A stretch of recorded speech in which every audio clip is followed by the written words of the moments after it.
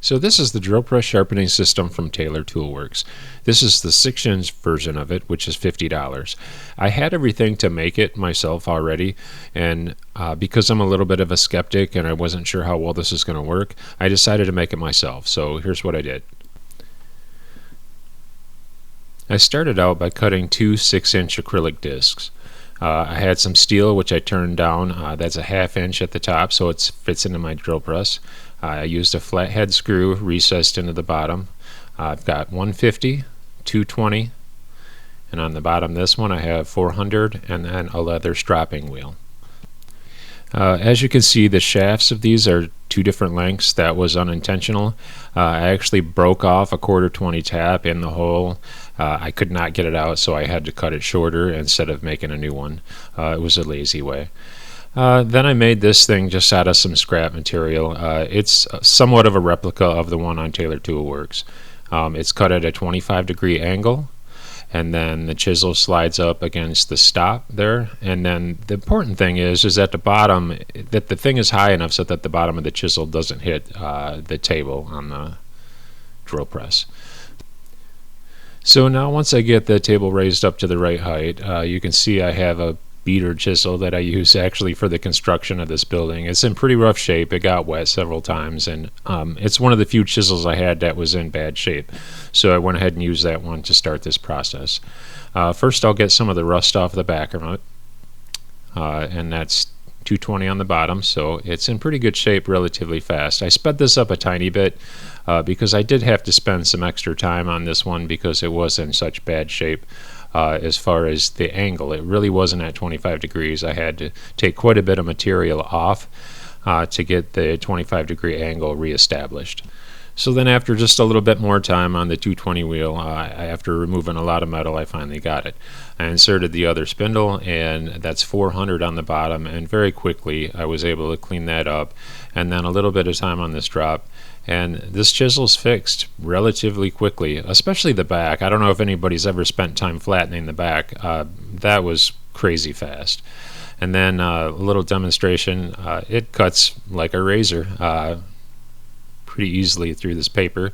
And then this is a piece of oak, red oak. I'm going to try to shave some of the end grain. And this isn't a high quality chisel, but it's still sharp enough and does a good job at peeling away without any tear out, taking some end grain on some relatively hard red oak.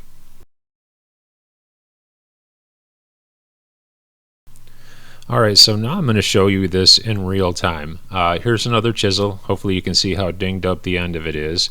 And I'm going to go ahead and start a timer and show you how long this takes. And I'll just stop talking and let you watch how long this actually takes in real time.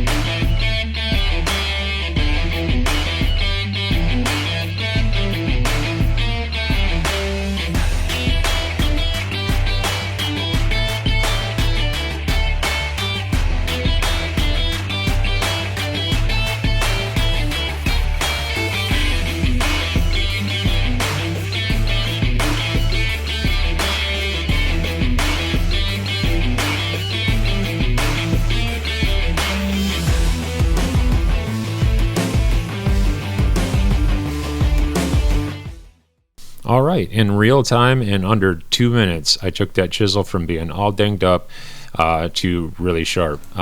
If I was doing this with diamond plate, it would have taken me considerably longer. Again, here's some paper and a little bit of leather. It would help if I held it more in the center of the screen, but it shaves it off very nicely, and that chisel is sharp. All right, so in review, in the past, I would have used some diamond plates, some of the what they call the scary sharp system, and set the chisel up for the correct angle, and spent quite a bit of time, and then had a strop.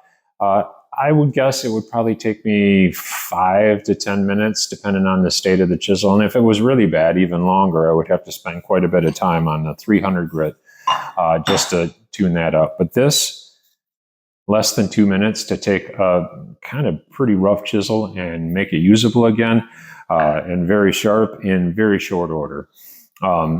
The Taylor Toolworks design is fantastic. Even though I didn't buy theirs, I just copied it. I would say it's a no-brainer. The only thing I would say is I can feel in here there's quite a bit of grit, and it's considerably smoother out here. I've done 7 chisels, I think, on this already, maybe 8. And I could get several more before I need to swap out the paper. The cost of the paper versus the savings in time is a no-brainer.